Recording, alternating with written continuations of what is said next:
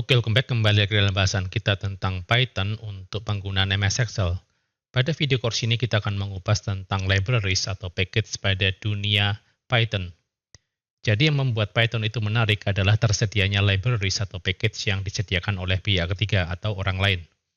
Nah, library atau package itu pada dasarnya adalah kumpulan fungsi atau metode atau properti yang dibuat oleh orang lain sehingga kita cukup menggunakannya. Jadi asumsikan ada seorang programmer Python di luar sana yang sudah membuat katakanlah fungsi-fungsi, katakanlah volume kubus atau fungsi untuk menghitung matematika, menghitung ukuran segitiga dan lain sebagainya. Dan ada banyak sekali package atau library yang tersedia di internet. Jadi kalau Anda masuk ke dalam Google, Anda bisa menggunakan kata kunci katakanlah Python package. Dan ketika kita tekan tombol enter, maka kita akan menemukan banyak sekali informasi atau kita bisa menulisnya dengan kata kunci yang spesifik, misalnya best Python package seperti ini. Nanti akan muncul deretan package atau library pada Python yang bisa Anda gunakan untuk mengasah keterampilan Anda pada saat menggunakan Python. Jadi ada NumPy, kemudian ada Keras, PyTorch, dan Pandas.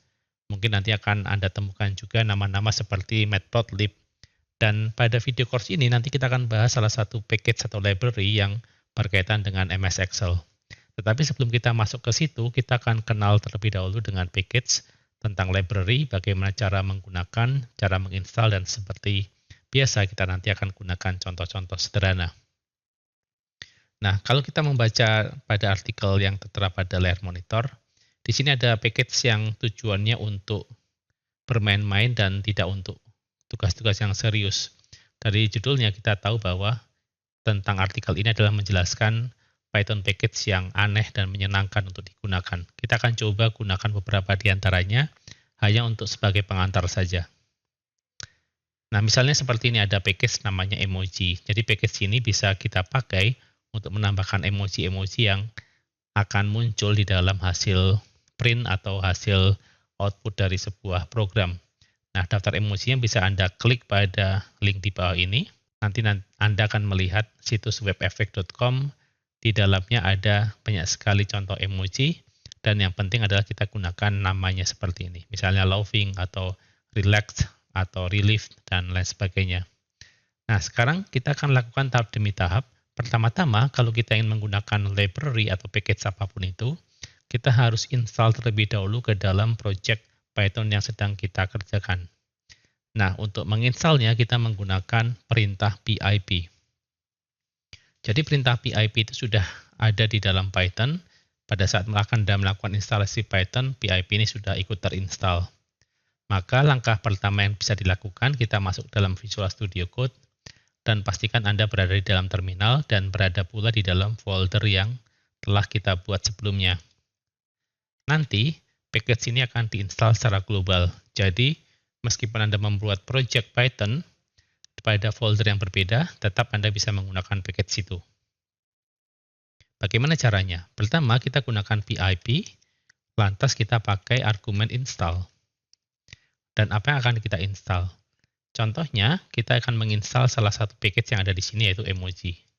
Di sini kita perlu melihat bagaimana caranya, tetapi jika tidak muncul caranya di sini, kita bisa ketik saja emoji. Coba kita ketik emoji, pip install emoji, tekan tombol enter. Kalau emojinya ditemukan, maka nanti akan di-download seperti ini. Jadi pada saat Anda melakukan instalasi, dengan menggunakan pip install ini, pastikan koneksi internet Anda dalam kondisi lancar. Sebab nanti Python akan memasang library atau package yang kita inginkan secara online, secara langsung, dan nanti akan dimasukkan ke dalam paket Python kita. Oke, kita akan coba gunakan package yang disebut emoji ini atau library emoji. Kita buat file baru, kita pilih new file, dan katakanlah kita ketik dengan nama coba emoji.py. Nah, bagaimana cara menggunakannya?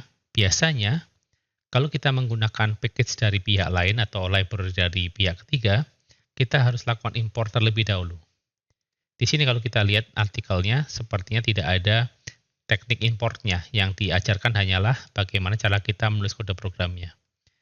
Untuk itu kita akan coba langsung gunakan, kalau tidak ada nanti coba kita lakukan impor. Kita akan tes, kita cetak seperti yang tertulis di sini. Baik, kita ketik saja print, lantas di sini menggunakan emoji.emojize. Emoji.emojize seperti ini. Lantas argumennya adalah teks yang dilengkapi dengan emoji. Jadi emoji ini mengambil dari situs WebFX. Misalnya kita gunakan smile saja dengan mengetik .2 smile .2.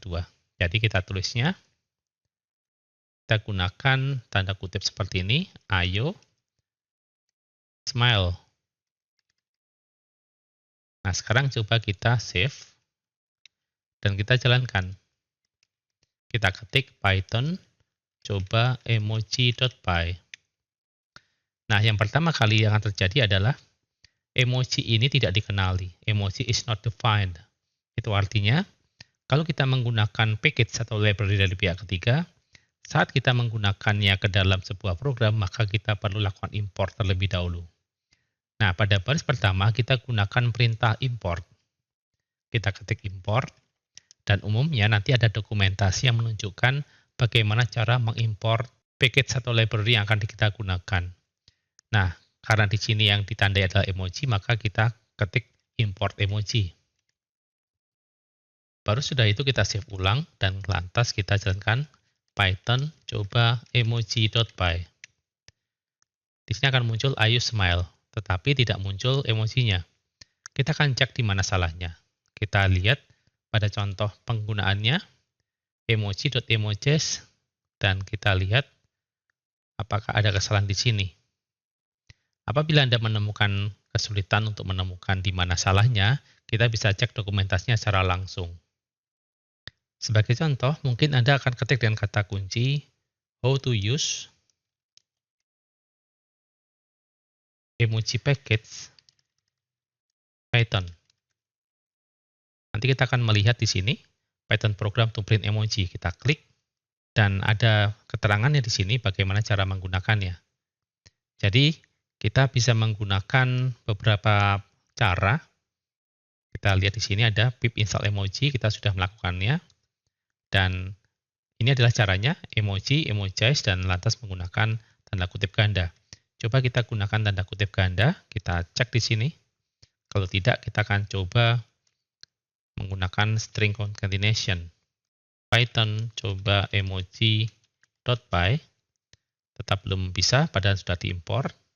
Kalau misalnya tidak muncul emojinya, coba kita gunakan yang lain. Mungkin pilihan yang tadi kita ambil tidak muncul karena tidak ditemukan. Bagaimana kalau kita pakai yang lain? Coba kita copy yang ini. Salah satu ini kita copy, lantas kita letakkan. Kita letakkan di sini sebagai argumen.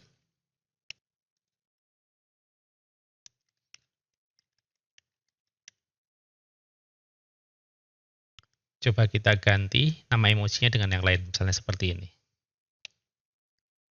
Coba kita jalankan Python coba emoji.py. Oke, di sini muncul gambarnya.